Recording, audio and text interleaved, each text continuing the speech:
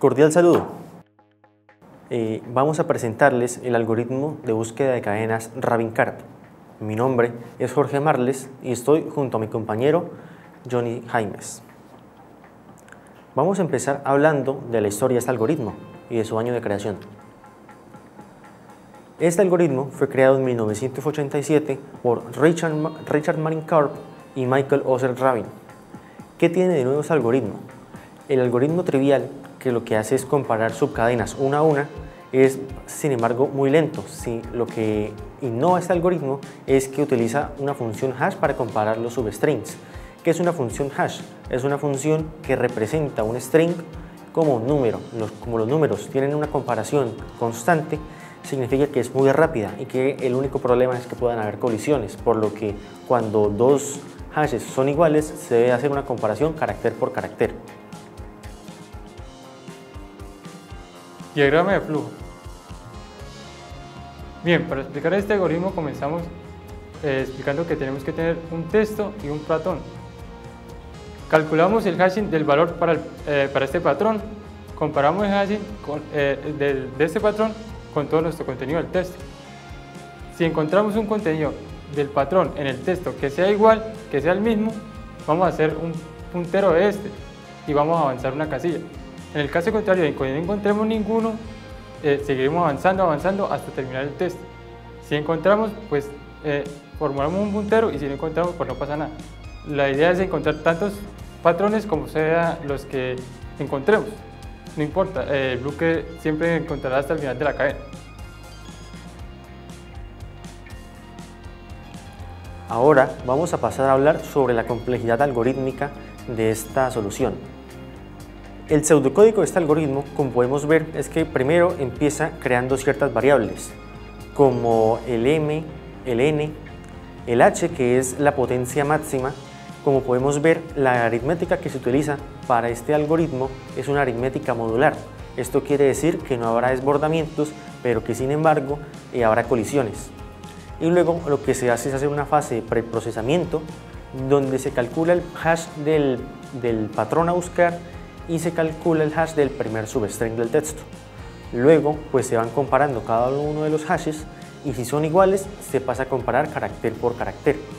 De no ser iguales, o bueno, cuando ya se haya hecho una comparación, lo que se hace es actualizar el hash, y esto se hace mediante una operación matemática constante que consiste en eliminar el carácter más a la izquierda del hash y sumar la representación del carácter más a la derecha.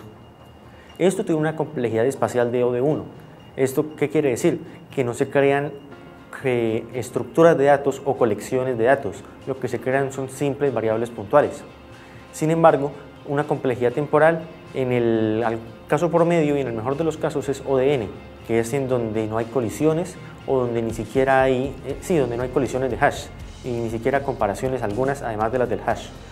Y el peor caso es un algoritmo n por m. Esto quiere decir cuando, por ejemplo, vamos a buscar un algoritmo de un patrón de varias letras repetidas y el texto es esa misma letra repetida muchas veces, ya que va a hacer todas las comparaciones posibles, igual que si fuera un algoritmo trivial.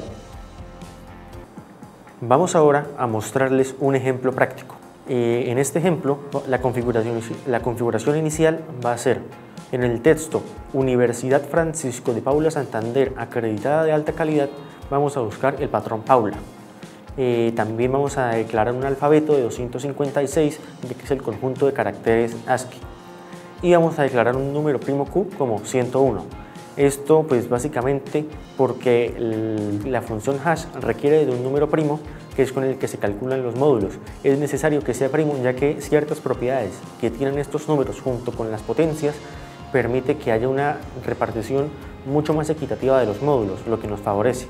Y también la idea es que sea muy grande.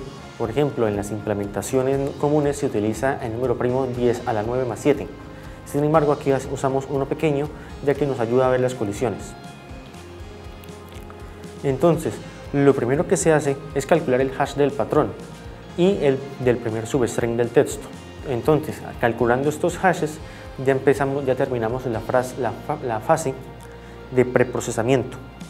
Y lo que hacemos ahora es empezar a comparar. Comparamos estos dos hashes, y si estos dos hashes son iguales, pasamos a comparar carácter por carácter. Esto porque puede ser una colisión, es decir, que hayan dos strings diferentes que tengan la misma representación, o puede que sea como tal una coincidencia. Entonces, como podemos ver en el hash inicial, el patrón Paula es 27 y el patrón de largo 5 del texto es UNIB. Y pues como podemos ver tienen hashes diferentes. Lo que seguimos de aquí en adelante es ir comparando por cada substring, es decir, por el substring UNIB, luego el NIVER, luego el IVERS y así sucesivamente con todas las subcadenas del texto. Esto nos permitirá encontrar eventualmente una colisión de hash y que tras comparar los caracteres será una coincidencia cuando llegue a Paula. Ahora, ¿qué aplicaciones prácticas tiene este algoritmo? Al igual que los algoritmos de búsqueda de cadenas, estos tienen aplicaciones prácticas como la detección de plagio, ya que nos permiten comparar grandes documentos de texto para encontrar similitudes, lo que puede dar un índice de qué tan plagiado está un documento. También la búsqueda de ADN, ya que en la biología computacional se utilizan algoritmos de búsqueda de cadenas para hacer encuentros de cadenas de ADN, ya que estas cadenas pues, se conforman de letras y se pueden ver efectivamente representadas como una cadena.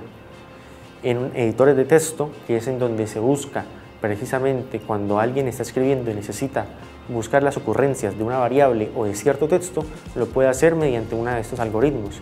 Y por último también en el filtrado de spam, donde podemos reconocer patrones específicos que nos permitan detectar qué correos electrónicos son de spam. Ventajas. Bien, la eficiencia de este algoritmo se basa en la comparación de hashes. Al comparar un hash con el de otro hash, que siempre tienen una longitud fija y una entrada a la cual le buscamos un número entero, siempre vamos a conocer su valor exacto y siempre vamos a conocer sus coincidencias o no coincidencias. Recálculo eficiente de hashes. A medida que el algoritmo pasa por todo el texto, el nuevo substring se calcula a partir del anterior substring, lo que quiere decir que reducimos los cálculos del nuevo hash, de la nueva ventana del nuevo string, que contribuye a evitar recálculos desde el cero y a mejorar los desplazamientos. Desventajas. Bien, aquí vemos una sensibilidad a colisiones. Esto es una opción muy ínfima. Lo que pasa es que cuando dos substrings tienen los mismos caracteres, hay que hacer una comparación. Si las comparaciones carácter a carácter son iguales, tenemos una colisión. Esto tiene que ver con la dependencia del número primo, que ya hablaba mi compañero, que son opciones que tienen que pasar ínfimamente de nuestra preparación para este algoritmo. O sea que si tenemos una mala forma de implementarlo, de no tener un algoritmo lo suficientemente grande, no tendremos espacio para el hash, para la cantidad de espacio, para el almacenamiento, para lo que ocupan los hashes y habrá colisiones. Hablamos de las colisiones en el peor de los casos. Si hay solo una colisión y hay que devolvernos y hacer el número de recuento de veces, hacer un bloque y devolverse, estaríamos violando lo que es el mejor de los casos, que es O de n más m. En el peor de los casos, cuando hacemos un retroceso, es O de n por m, así será solo una vez, no importa si son una o varias veces. En rendimiento con patrones cortos. Bueno, esto es debido a otros algoritmos que de manera directa y sin necesidad de hacer tanto cálculo pueden detectar cuando un patrón se encuentra dentro de un texto, sin necesidad de cálculos de los que realiza este algoritmo. Bien, referencias bibliográficas. Este contenido está realizado basado en estos papers y estas revistas informativas del algoritmo Rabin-Cat. Listo, gracias.